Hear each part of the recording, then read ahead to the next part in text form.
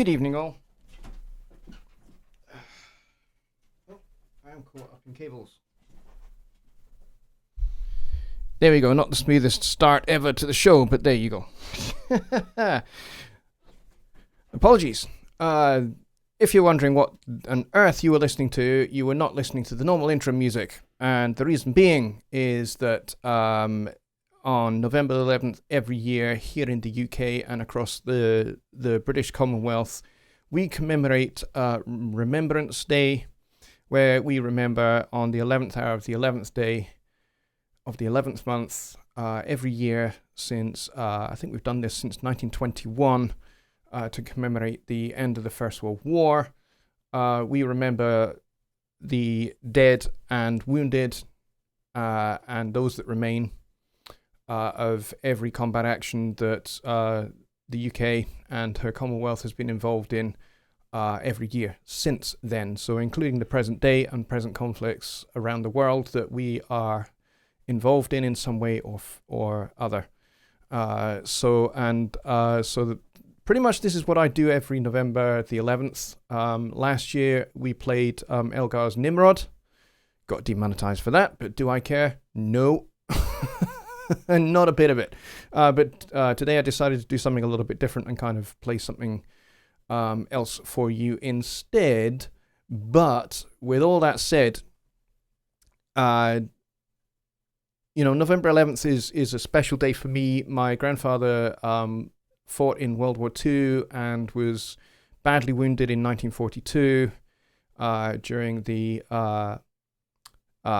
campaign in Italy, having served in North Africa as well. So yeah, he was at Monte Cassino and all of that. He was a paratrooper, and he lost his foot when some shrapnel took his foot off when somebody stood on a landmine. That was the end of his war. So he was a hero of mine, and so so it's a special thing for me. I have his war medals for gallantry in action and combat actions that he was involved in, and the nearest Sunday to November 11th, I usually have his medals on and all of that kind of stuff, and I'm involved in local remembrance parades and all of that. But I'm sat here ready to answer your questions to do with music, production, songwriting, arranging, composing, all that fun stuff. I do have some ideas as to things that we will discuss throughout the course of the evening, but rather than start with me and my thing, which I do have, by the way, there is something that we are going to talk about in some more detail. I thought we'd start today kind of with your questions, and we'll go for the first half of the show just with your questions, and then there'll be something that I will bring to the table and demonstrate and talk about, and then we'll finish up with kind of questions that you might have around that talking point. Okay, so I hope everybody is happy with that and excited for yet another Sunday Night Live. Sorry, this one is a little bit rushed. As I say, I've been involved in Remembrance Day parades today, so didn't get back home until late, and then, there was dinner and settling the kids and everything else, and my kids were a little bit excitable today, so that's why I was running late, because although it is after midnight here in the UK, my kids, who have school tomorrow, were still not asleep, so I had to deal with that. And oh my gosh, donations in the door already. Good grief. Mike Neighbor with $25. He says, thank you for the advice, damn near every day. You are very welcome, my friend, and you do not have to donate. You absolutely don't. But I appreciate it nonetheless. And Bobby Booth with the $5 as well. So thank you very much. Every cent, every penny, every dime, every quarter helps a lot. It really does. It helps me keep doing these shows. And it also helps me to equip my show with better lighting and that kind of stuff. And hopefully soon in the new year, hopefully a better camera as well. Because this one kind of leaves me a little bit washed out. I don't know why today. Everything just seems to be a bit washed out and a bit bright. I don't know why. Normally it's not. I'm not so shiny normally, so something has gone wrong with the camera. So there you go. So yeah. So every penny that you guys donate counts a lot, and helps me get things done here to help serve you guys. So let's see. Pop Studio says I'll throw some money after the paternity payments. Yes, you're on paternity leave. Congratulations, my friend. I'm going to go up to the top of the chat and I'm going to see who's in the door. Normally I am ahead of the game normally, and I'm watching you guys come in because a lot of you guys come in nice and early and you're all chatting away together in a nice, wonderful, friendly manner. It's kind of like having you guys in my lounge. It's great. I love it. You guys here in my lounge chatting away, you know, having cups of coffee or still eating your dinner, as some of you might be, all that fun stuff. I'm still trying to get myself comfortable in my chair. But let's see who, I was first in the door this time. But Tony gets the number one spot today. Well done, Tony. He was here first of all. He says, hi all. Michael Johnson following up, and then Ken and Bobby Booth. John Lake is in the building, he says. And of course, Bob Studios is here. Bob is burnt out. That's a bit of a shame. I'm sorry to hear that, buddy. But I hope everything is all right. Mika is here. He says, watching on my smart TV whilst cooking. Awesome. What's on the menu there, Mika? I'd love to know, actually. Much love to all. Herein. Herein. There's a word that we don't hear a lot. Herein. I like it. Let's see. Johnny's cooking too. No, I wasn't. Mika says, must be another Windows update. No, I'm on Windows 7 still, believe it or not.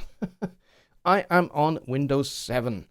I will be going up to Windows 10 because I'm going to have to, because of future stuff coming. I have to go up to Windows 10. I cannot stay on Windows 7 anymore, especially as it now is going end of life. So, you know, a lot of software companies are moving on from it and moving away from it. And, you know, they're not developing, or, you know, future developments of their products are not going to be Windows 7 compatible. So I obviously have to go up to Windows 10. So I will be doing that very soon. Let's see. Bob Caesar says, pasta done in about 4 minutes. Yeah, I have pasta for dinner as well, actually. Pasta with cheese sauce, actually, and sausages. Let's see. Toby is here. Toby Phillips. He says, in the words of my old teacher, it's your own time you're wasting.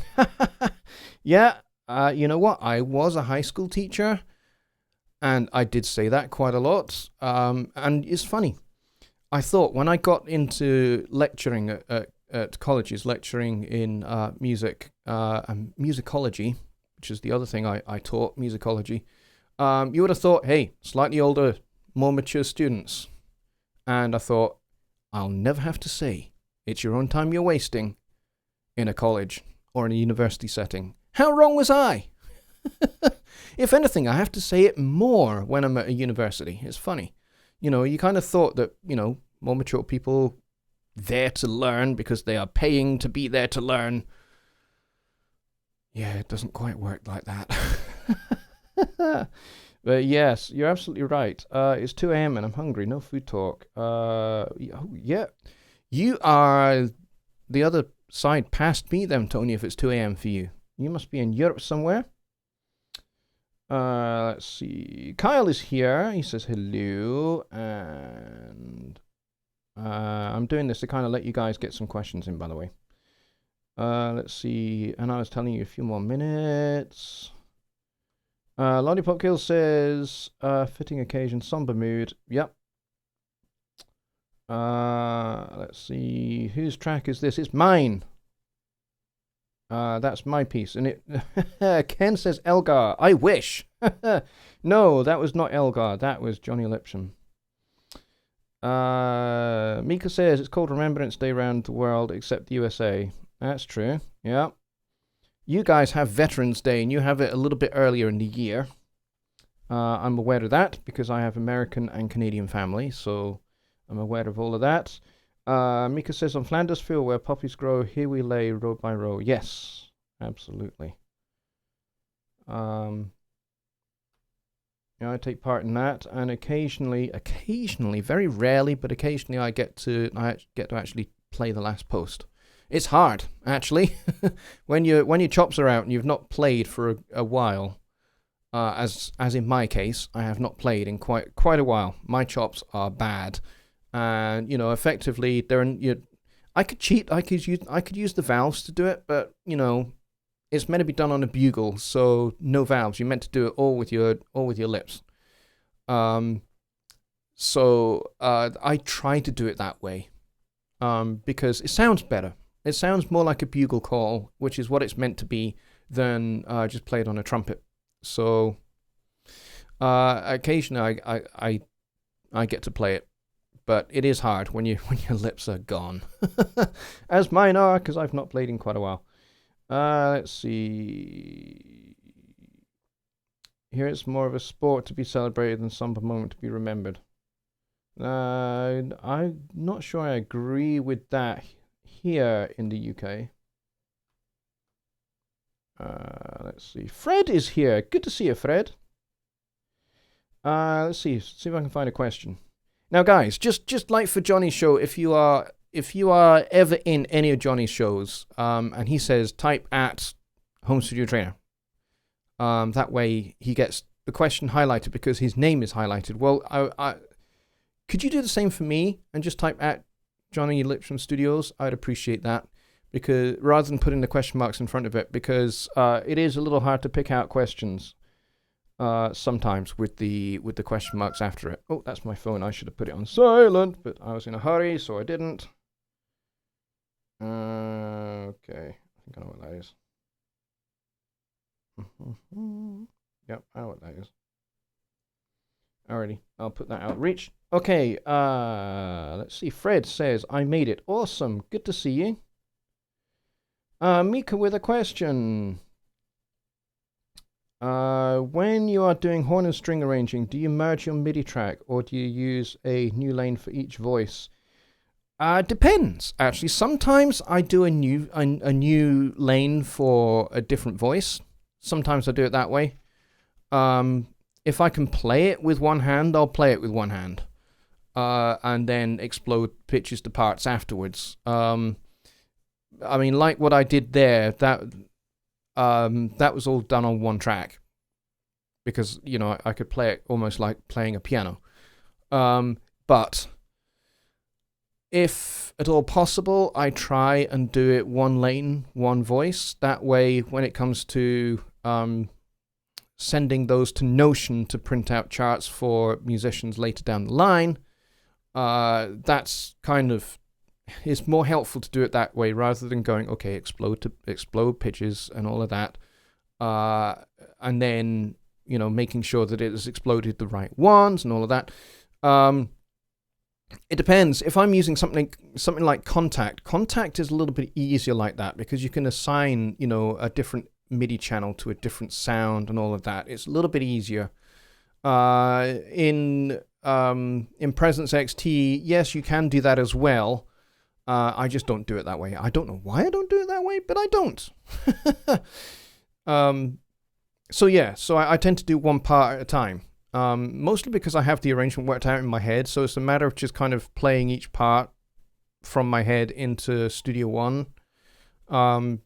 That's probably just my way of doing things. I'm not sure that everybody does it like that, but it is certainly a way to do it. I mean, one way to work out if a voicing that you are thinking of is going to work is to loop a section of your song where you're going to be having the horns or the strings or whatever, and just set it on a loop and just basically add one part at a time and build it up that way. Because you can always go in and adjust some of the voice leading if it's not comfortable, as it might not be. Sometimes you might have an odd leap in there, or you might have like minor seconds consecutively, or those kind of intervals that are they don't voice lead naturally particularly, or they can create a little bit of dissonance that you may not want. But you can change those things. You can just go into the editor and change those notes. So it's mostly one line at a time. And that does mean I do stack up instances of a particular virtual instrument, which after a while the computer will bog down. And when it does that, because I'm playing something that I'm already happy with fundamentally, and I might make a few tweaks here and there, but because I'm playing in something that I'm fundamentally happy with, the parts that I am totally committed to, I will render. And then that'll free up the computer a bit more, and then I can start adding some more tracks in. And so I play that little game because, you know, my system is not massive. It's only got 8 gigs of RAM. It's a quad-core Intel i5 from 2014, so it's a little bit kind of on the slow side, I guess. And I don't have a whole lot of RAM, so I have to think about those kind of things as well. So I hope that helps answer that question. Bob Studio says no audio. Really? Hello? You guys telling me there's no sound?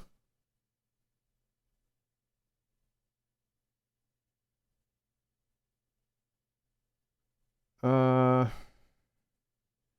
on.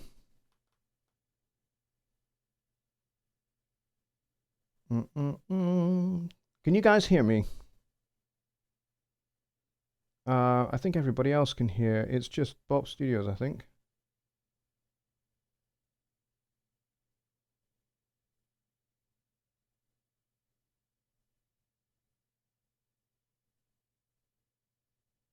Okay.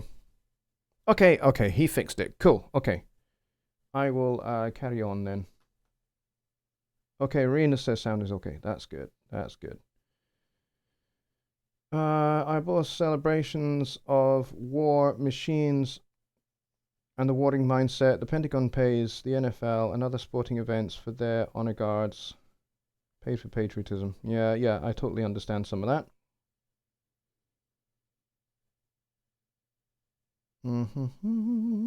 Michael says, glad to hear you say you do one part at a time. That is how a real instrument is played, so I try to do it that way. Also, build violins one at a time, same with viola and cellos. Yes. Yes. Which actually is kind of part of what I was going to talk about tonight, actually, is, and I do have a video out there that I put out a couple of weeks ago called Making the Most of Your Virtual Instruments. I think that's what I titled it anyway. But anyway, the whole point of that video was to encourage you to think like a musician playing the particular virtual instrument that you're playing. So if you're playing in if you're playing in a violin part, you need to think about, is what I am playing actually playable on a violin? You know, if you're writing going from here, you know, some of those leaps on a violin are not going to be possible. I mean, you can't get that low on a violin for a start. So, you know, you have to think about what is appropriate, what's going to work, and what's going to actually be playable. So, you know, be careful about wide leaps because they're very hard to get accurate on a violin. Another thing to think about is register and range of instruments. So, get a chart. There are loads of charts out there. Just do an image search in Google for registers and ranges of orchestral instruments or horn section instruments. Those kind of things. There are charts available out there that will show you the actual pitch range, particularly with transposing instruments, and their written range, like how you would write for them.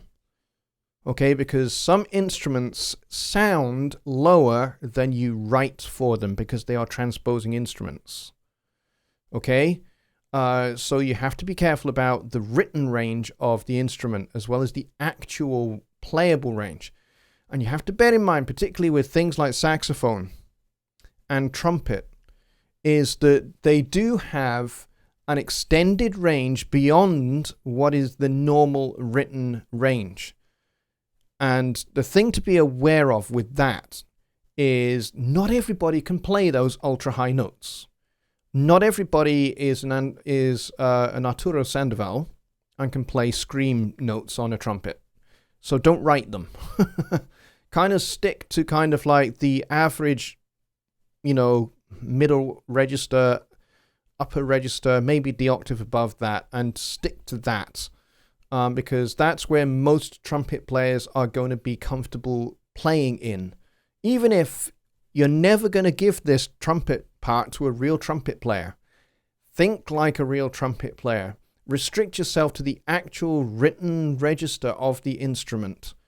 And remember to breathe. You know, I said this in the video. When you're playing a phrase on a woodwind, a brass instrument, or a saxophone, or something like that. Saxophone is a woodwind instrument, by the way. Even though it's kind of brass looking, it is actually a woodwind instrument. But, you know, when you're blowing an instrument, there's only so much air you can put through the instrument before you run out of breath, right? So phrase what you're going to write according to what is possible to play in one breath. And go for an average breath rather than somebody that has really big lungs. I have really big lungs. I can sing. I can hold a long note for a very long time. That Bill Withers' "Lovely Day" song, for example, that out chorus where he's holding that note for an extremely long time, I can do that really easily. And yeah, it just doesn't even trouble me because I can control my outlet of air that well, and I have really big lungs. I can take in a lot of air and let it out very, very slowly at a controlled rate. Not everybody can do that. Not everybody has the lung capacity to be able to do that, or the technique to be able to do that. So you have to bear those kind of things in mind when you're writing any kind of arrangement, especially if it's going to be played by real musicians. But even if it isn't, even if you're not going to be, you're just going to do this on virtual instruments because the virtual instruments sound great and you cannot afford a horn section and you cannot afford an orchestra. That's fine. Just write it so that it's authentic. Because if you don't write it so that and perform it into MIDI so that it's authentic, then it won't sound authentic. And, people will go, hey, that's a virtual instrument. That's a MIDI instrument, or, that's not a real musician. And it'll take away some credibility of your music. So anyway, that's kind of where I was going ultimately tonight a little bit. Derek says, we hear you. We need a video on hooking up recording gear, hardware, and Studio One 4. Well, I don't have a lot of hardware, so there's not really a lot for me to be able to teach you because I don't have much in the way of outboard gear. In fact, I have none. I gave up on my outboard gear a long time ago. And I went pretty much fully in the box. The only thing I do have is a PreSonus Studio Live Series 3 16-channel mixer. That's my outboard gear. That is it, really. And everything else is just you plug into an interface and you turn the volume knob up and off you go.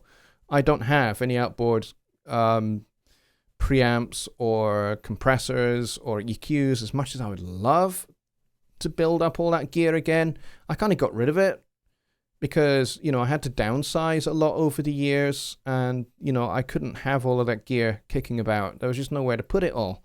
So I went fully in the box and I've never really gone back to any kind of hybrid setup, which is what I would like to do. Ultimately, I'd like to go back out to a hybrid setup where I have some analog gear and some digital gear, and they kind of work in a symbiotic relationship. That's what I would like to go back to. It's all about cost now. But yeah, unfortunately, that's not something I can teach you. I'm sorry about that. Let me go back up a little bit. Fred says, I hear you fine. That's good. Okay, it was Bob's issue. He had an issue there.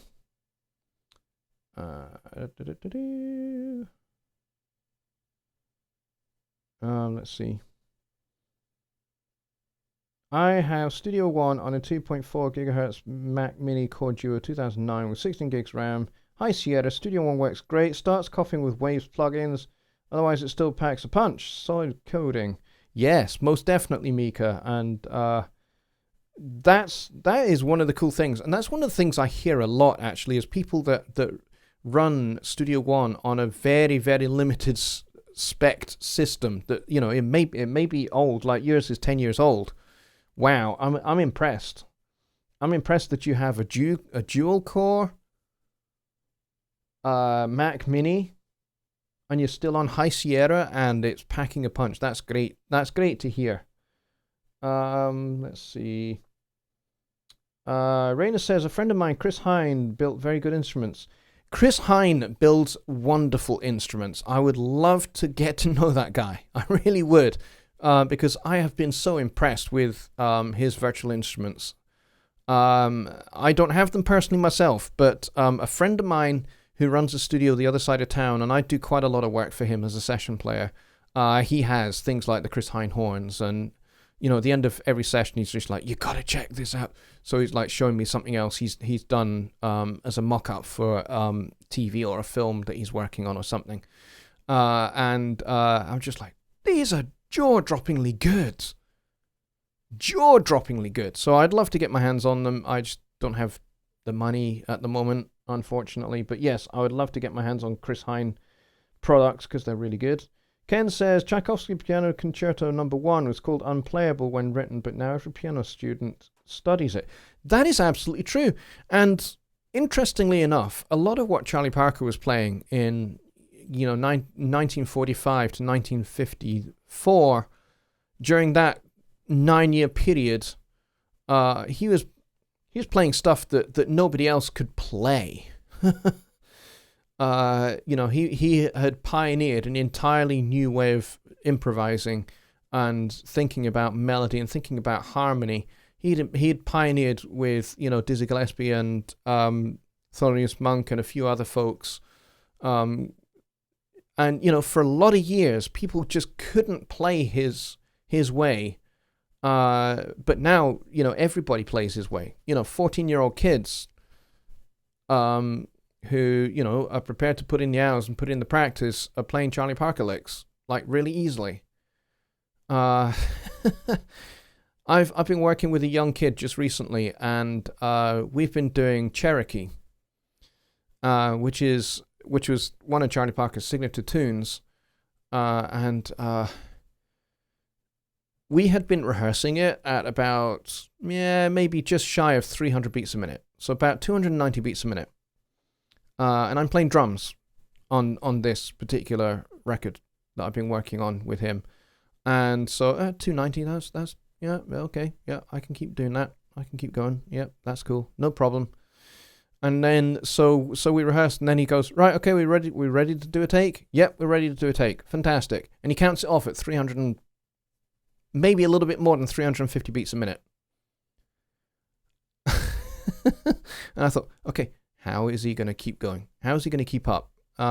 So we get past the head. The head's nice and easy because it's like da, da, da, da, da, da, da, da. It's like nice long tones. The melody is actually really simple for that. It's just everything else is just like nightmarishly fast. But anyway, so there's me going ding ding ding ding ding ding ding ding on the ride cymbal, and there's the bass player going ding ding ding ding ding ding ding ding ding ding ding ding ding ding. Really, really impressively. I'm just like, okay, I play bass, but that's phenomenal. He was metronomic for the whole way through the recording, and then we got when we got to the end of the head for the second time, we do like the 4-bar break, and he's only like 16, 17, and he plays the most ridiculous 4 bars I have heard in a lot of years. And then we all come in, and it's just like he plays like 10 straight choruses, blazing alto sax that would have had Charlie Parker's jaw hitting the floor. And this is what teenage kids are able to do now.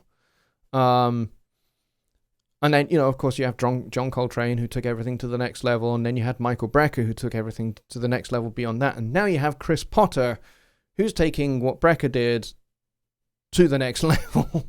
So yeah, it's like that, Bartók piano concertos were considered,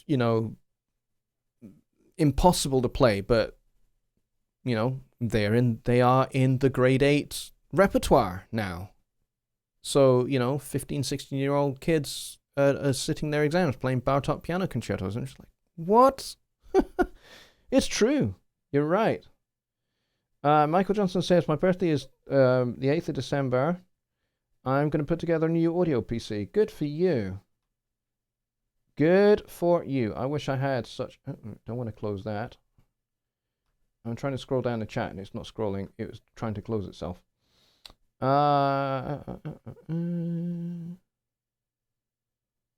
Mika is talking to Bob Studios about not the best converters. I'm not quite sure what product he's talking about there. Mike Johnson says, I got rid of my PreSonus interface and went with Focusrite.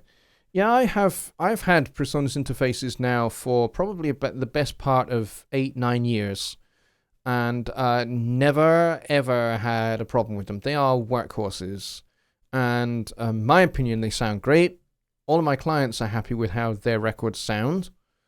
You know, whether I'm the recording engineer or the mixing engineer or whatever, you know, everybody seems very, very happy with the work and how it sounds. So, you know, I currently have the Studio 1824C. Who knows what I'll get next? I don't know. Who knows what they'll come out with next? I don't know that either. But I'm sure that I will, you know, I'll have another interface soon at some point. The converters on the Series 3 console are pretty darn good. I do use this as a console out live sometimes, or if I'm recording remote, I will take the console with me. At the moment in the studio, I'm using it mostly for DAW mode, to be honest, because I've got the 1824. I don't really need to use this guy as an interface. So yeah, I don't have a problem with PreSonus interfaces in the slightest. However, I do hear a lot of people having problems with Focusrite interfaces and Studio One. But there you go. And Jonny Gibe is here. He says, howdy, folks. I'm sure that's not how he said it, but there we go. I don't know why. Jonny, I don't know why I gave you a really high voice there. I don't know why. I really don't. Bill Johnson says its whole note was written for vocals. Yep. I have heard Chris Potter playing Cherokee in 12 keys. Yes, he has done it. I've heard him do it. And it's ridiculous. You know, yay, here we go. We're in G flat major. And there's Chris blowing away. You know, absolutely ridiculous stuff. Let's see what else is there.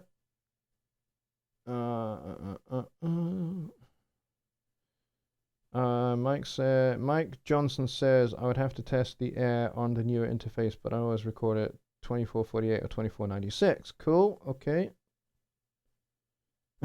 Jonny says, actually, that's how I said it. Did you? Cool. You must be having a good voice day, my friend. I'm glad to hear that. Right, quick pause for a cup of tea. And you guys can type in some more questions.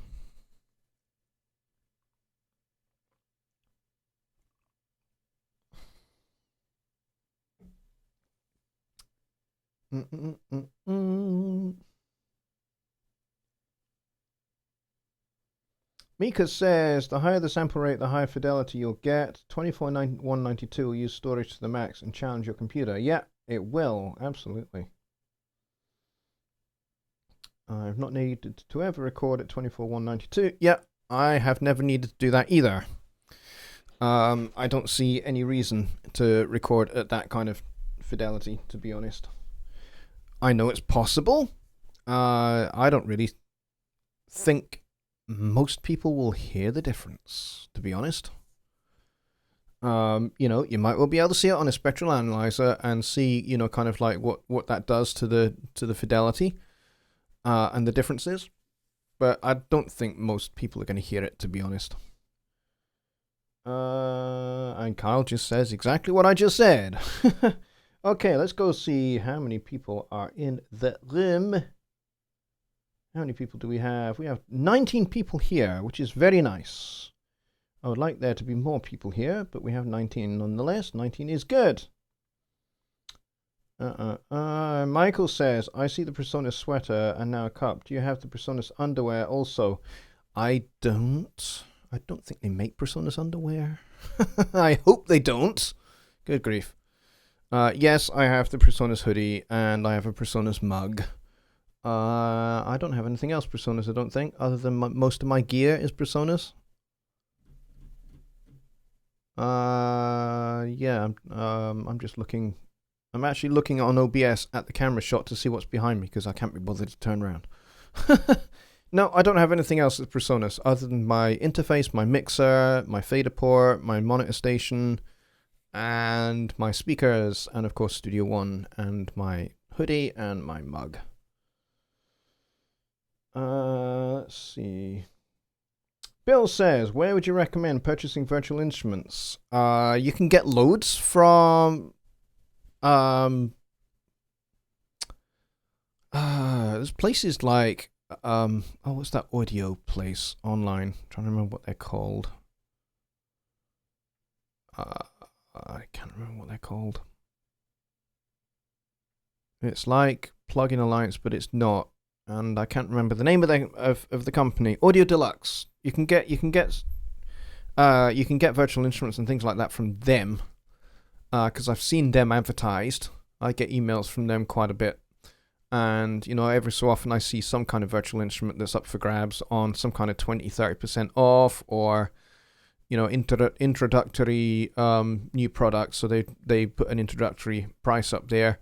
The PreSonus shop has got some sample packs and things like that are really good that you can get your hands on. But yeah, have a look around at places like Gear for Music, which is a UK-based site, and Audio Deluxe and places like that, because you'll find all that stuff there. And if you've got like a particular product in mind, just Google it. Like Chris Hine horns or Chris Hine virtual instruments. Just Google it, and you could probably get stuff direct from his site, I would imagine. That would definitely be one way of approaching that. I would strongly suggest.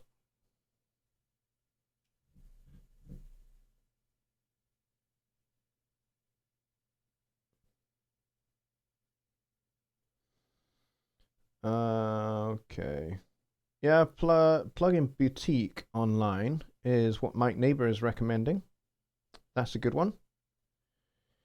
Black Friday is coming, so definitely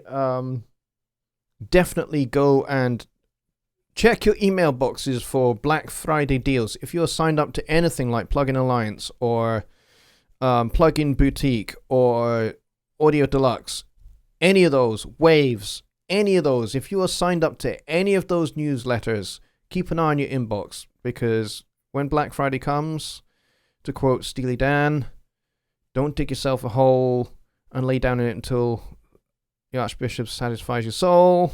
I'm quoting the lyrics now.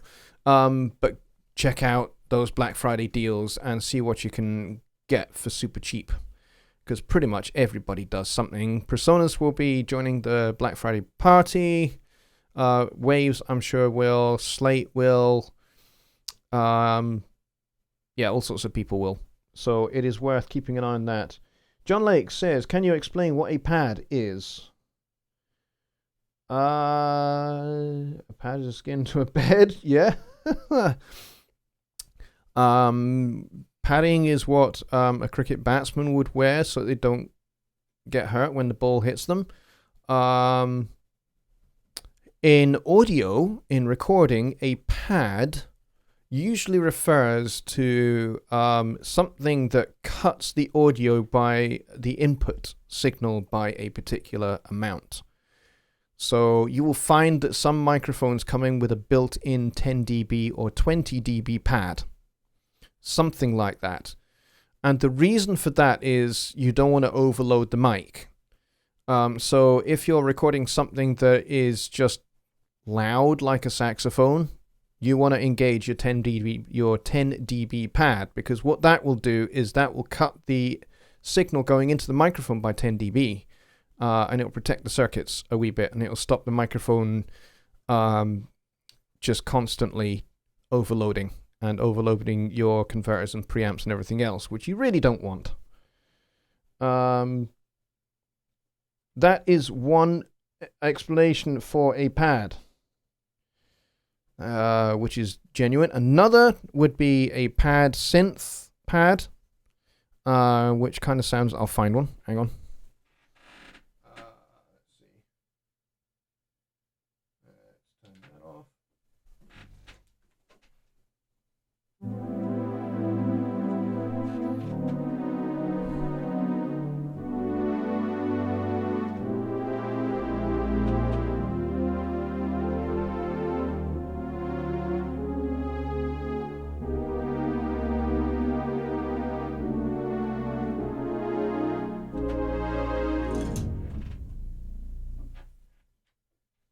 So that would be a pad in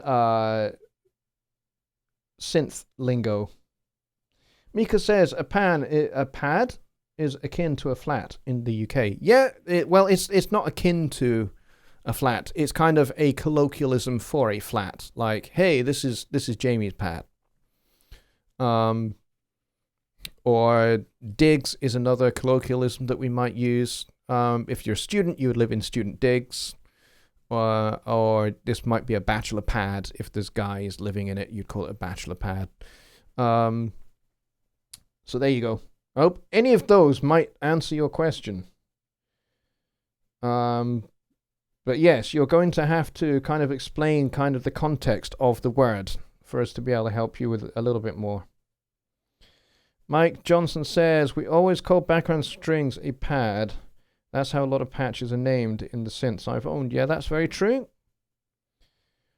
Kyle says pad, as in adding sounds to fill the empty areas. That is another use of the word pad, to pad out. To pad out the mid-range, for example. You might use a synth sound to pad out the mid-range sometimes if you've got like a hole in your mix and there's kind of not a lot going on in the mid-range. Maybe you would stick a pad and you'd, kind of EQ it accordingly so it fills out that mid-range area a little bit. Pad, crib, place, humble abode. Yeah, all of those. Keyboard pad. Keyboard pad. Yes, yeah. What I just played, that was a keyboard pad. Oh, hang on. Take the piano sound off.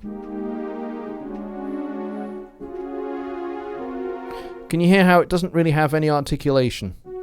Like, there's no real attack to it.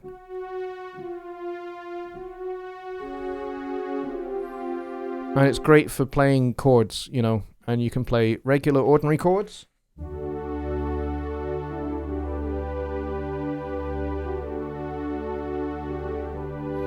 And get very 1980s as you do it. Or you can play maybe a little bit of late 1980s fusion.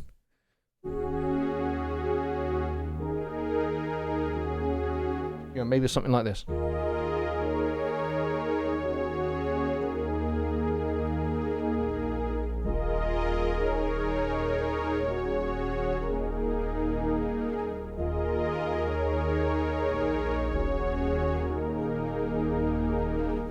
Something like that, which is kind of, I suppose, a little bit kind of late 1980s, Miles Davis-ish, in his electric period, maybe.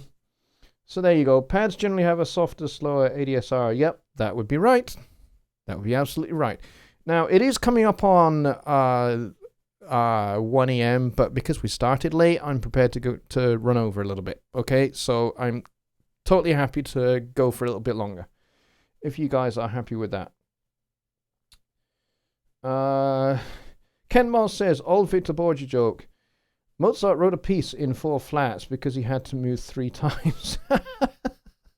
I like that. My neighbor says, gotta go, got a bit of thinking to do. Plus, I was serious when I said I forgot dinner. Oh, whoops. That's not good. Especially when you have family, unless you kind of forgot to have your own dinner. I don't know how it works in the neighbor household. Sometimes my family and, my wife and kids, they'll eat before I do sometimes.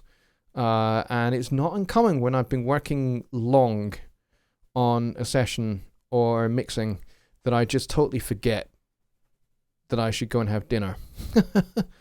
And sometimes my wife will have set aside a portion of the dinner for me and it's just sat on the side and I'm just like, oh, crud. That's going to have to go in the microwave. And that's my dinner. I microwave it. Speaking of which.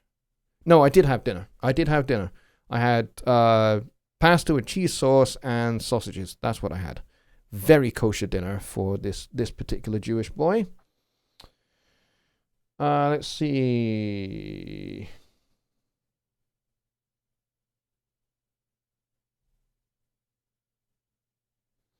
Mika says, one can't really use explode pitches to tracks for string horn arrangements. Mayhem will ensue. Yeah, you're probably right there. Like I said, I don't do that. I tend to just play in one part at a time.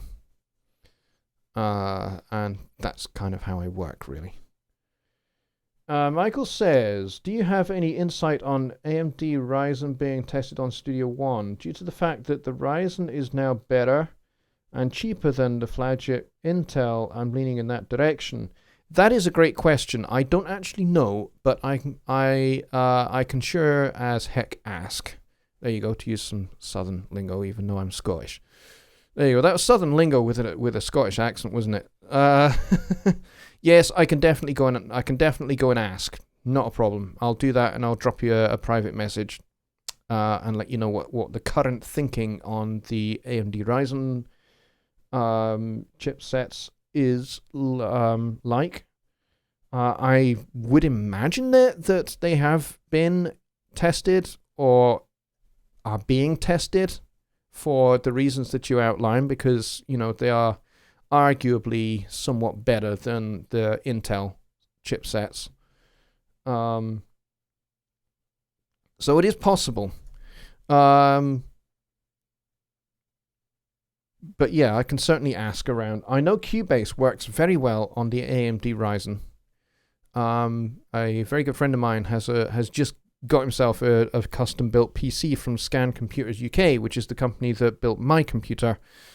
And he's using an i9 8-core with hyperthreading at 5 gigahertz. That's the speed of his processor, and he's got 128 gigs of RAM.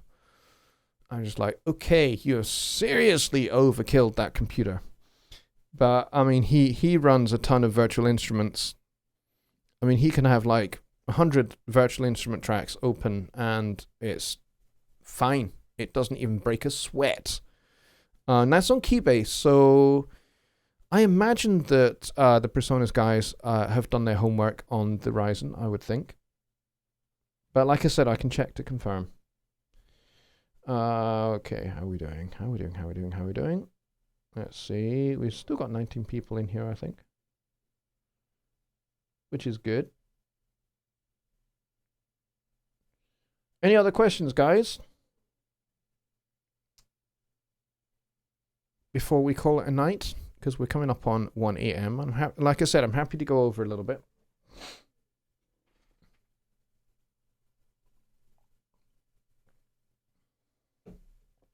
Oh, Mike says they ate, but you didn't yet. Yeah, that's kind of what tends to happen to me as well, actually.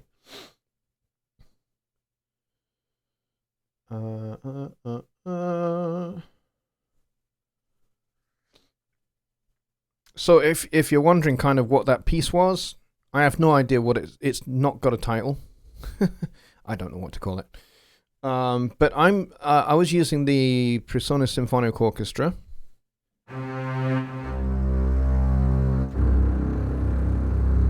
Which does sound epic, especially on that low C.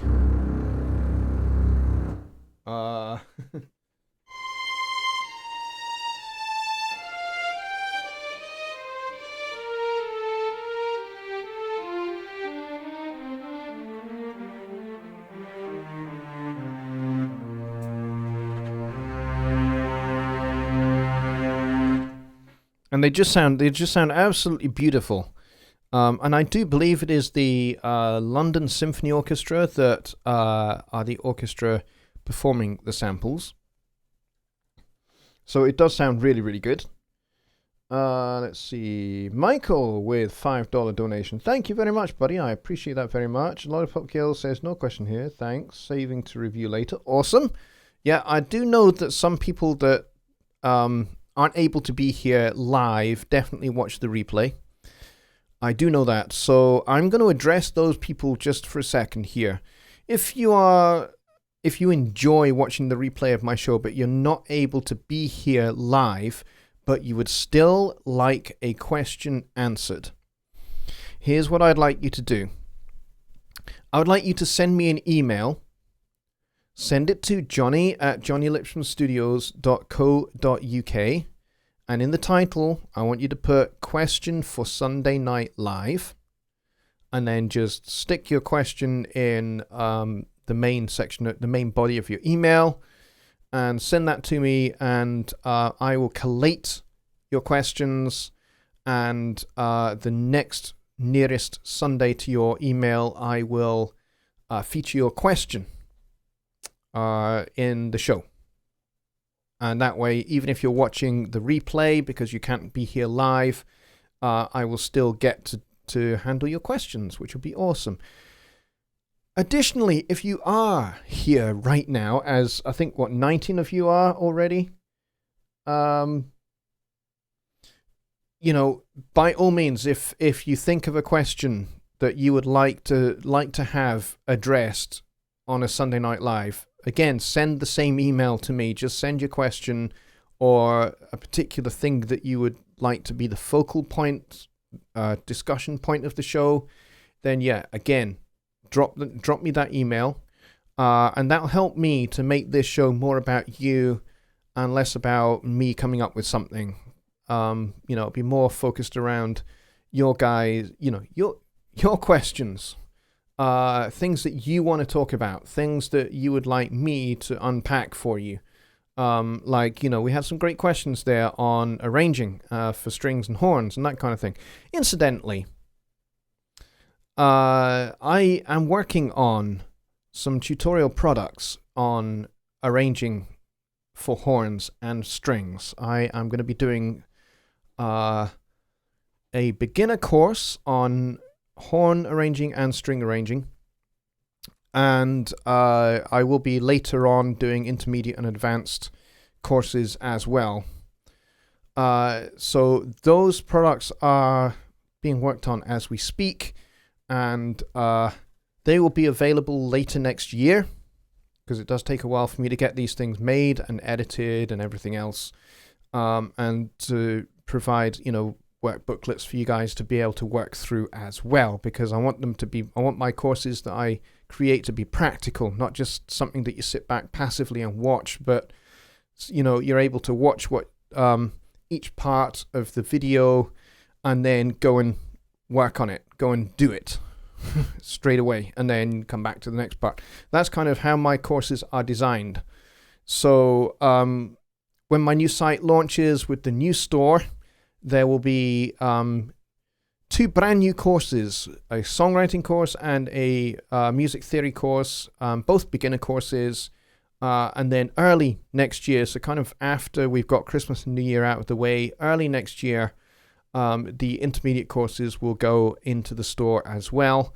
And then much later in the year, towards the back end of the year, the summertime, autumn, fall, that kind of time, the advanced courses will go into the store as well. So you'll be able to purchase all of those. The new site looks amazing. We are almost finished with it. There are a few things that we need to fix, a few things that we need to change, because they don't look quite as good as we thought they would, or they don't work quite as good as we thought they would. But yes, we are working on it, and we probably only need, maybe 2 or 3 more weeks-ish before we're ready to get this new site launched. So I will be able to announce the actual launch, because I was going to be launching it this Sunday. I was going to be launching it today, actually. But it's just not quite ready. There are a few things that just aren't quite working properly, and I want it to work properly. When you go in and you check out the new products and you go and buy them, I want it all to work properly and be a nice, smooth, easy process for you guys. And at the moment, it just isn't quite. We're nearly there with it, but not quite. So yeah, maybe 2-3 more weeks or so, and then we will actually launch this puppy because we are very, very nearly done with it. And it's going to be awesome. It's going to be great. I'm very, very excited about it. I will take maybe a couple more questions and then we'll finish up. So let's see. Fred says, what brand is the top keyboard you're playing? This one is a 25-year-old Yamaha workstation synthesizer called the QS300. It was brand new in 1994, and I got one of the first ones in the UK. And it still works. It still has its own onboard sounds, which still sound very 1990s, to be honest.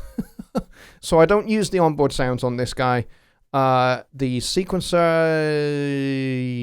doesn't really work anymore. And the disk drive, there is a disk drive at the front here that you can't see. It's a little bit out of shot, but there's a little sort of kind of floppy disk drive about so big. That definitely does not work, unfortunately. But it otherwise still works, which is amazing. Mika says, the Spitfire BBC Symphony Orchestra is freaking amazing. One can spend years exploring the possibilities. Yes, I have heard lots of good things about that. I would love to get my hands on it. Spitfire are awesome. Ken says, yes, that would be awesome. Well, that's good. Fred says, those courses sound great. I'm sure they'll look great with your videos. Yeah, that's the aim.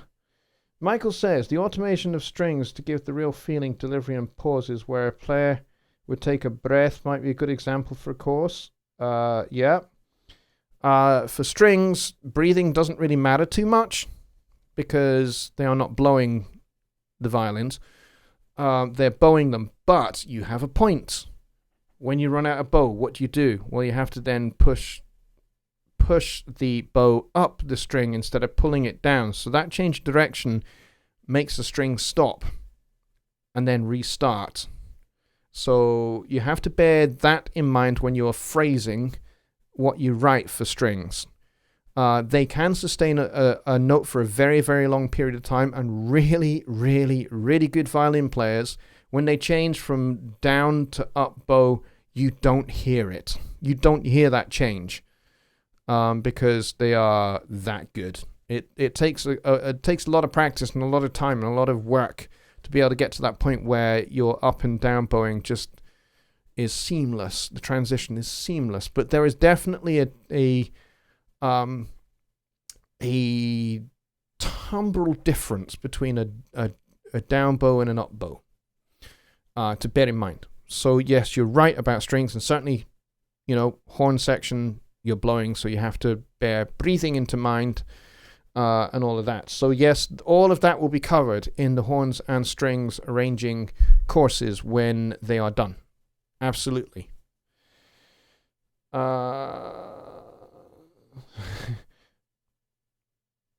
Mika says, I really wish that breath controllers make a comeback. Add serious realism with dynamics and control. Well, Akai are still making their Iwi. And that's probably the best wind controller out there. Has been for a long time, since it was invented by, who was it invented by? I'm trying to remember his name. Oh, I can't remember his name, unfortunately. Kind of sounds like Steinberg, but it's not Steinberg. Somebody Steiner, I can't remember the first name. Somebody Steiner invented it, and it started its life called the Steiner phone. And then Akai funded development of it and purchased all the rights and everything else to it, and it became the Iwi. Iwi standing for Electronic Wind Instrument. I have one, and it works via USB, and it's pretty good. Akai doesn't necessarily always 100% play very nice with Studio One. It's a little bit fiddly to get set up and get rocking and rolling, but yes, it does work. And it comes with its own sound library as well, which is awesome. Its own virtual instrument. some of which are Michael Brecker patches, because Michael Brecker was probably the leading EWI exponent. Let's see.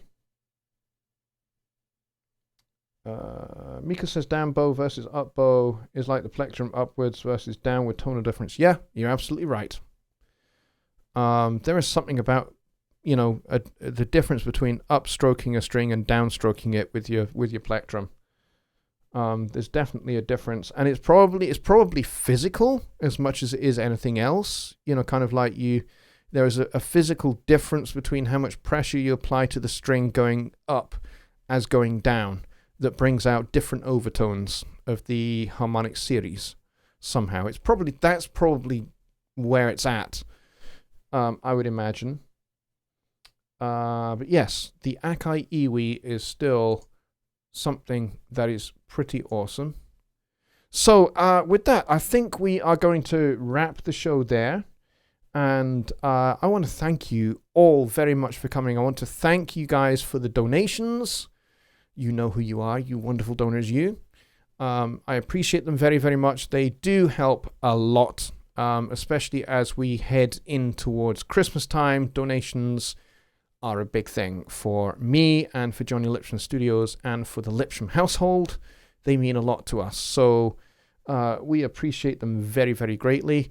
And I want to say a big thank you to, I think we had about 20 or so people here, I think.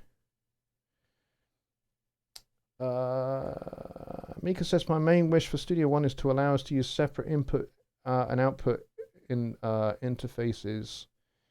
Pro Tools and Logic both allow for this without creating an aggregate device. Well, if you're on a Mac, Mika, you can do that. That was built into Studio One 4.5, where you can actually have one interface for recording and one interface for playback. That is absolutely there. But it's only available to Mac users. It's not available on PC because of the way Windows is designed. Windows doesn't do that. But you can certainly do that in Studio One on the Mac. It's definitely there. So go check that out, Mika, and see if you can get that working for you. Because you're absolutely right. Pro Tools and Logic both allow for it without creating aggregate devices. And now I'm not a Mac guy, so I don't know whether the recording and playback options that you have in Studio One, if you're a Mac user, whether you have to create an aggregate device or not, I'm not sure. Whether you can just have two separate interfaces physically connected to the computer, that you have one for recording and one for playback, I'm not 100% sure. As I say, but certainly the options are there for you to check out. But yeah, Michael says Azure for All on a PC helps do that, but it does introduce latency. Azure for All sucks buttocks. There, I said it. Azure for All sucks buttocks. Really does. I have never ever seen anything so bad in all my years.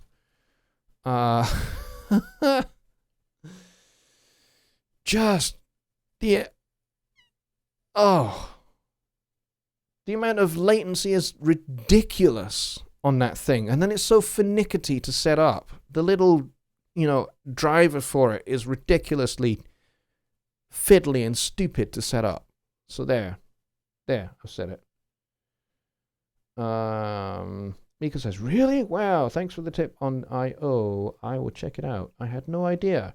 Yep, it's definitely there, dude. Now, like I say, I don't know the ins and outs, no pun intended, of how it works on a Mac because I am not a Mac user.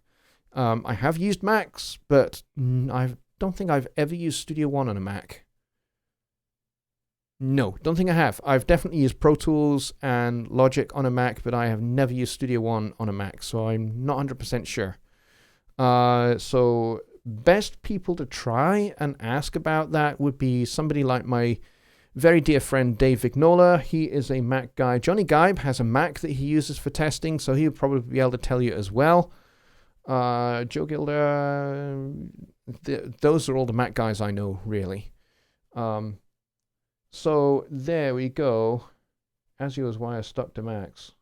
Yeah, well, Universal Control works wonderfully well for not Pro Tools, for PreSonus products and Studio One. I think my system has maybe about 4 milliseconds of latency at the most, and most people can't detect that. So, I mean, that's on, I don't know if you can hear me hitting the keys. I'm hitting them really quite hard. That's near instantaneous. I'd say that's maybe about 5 milliseconds tops.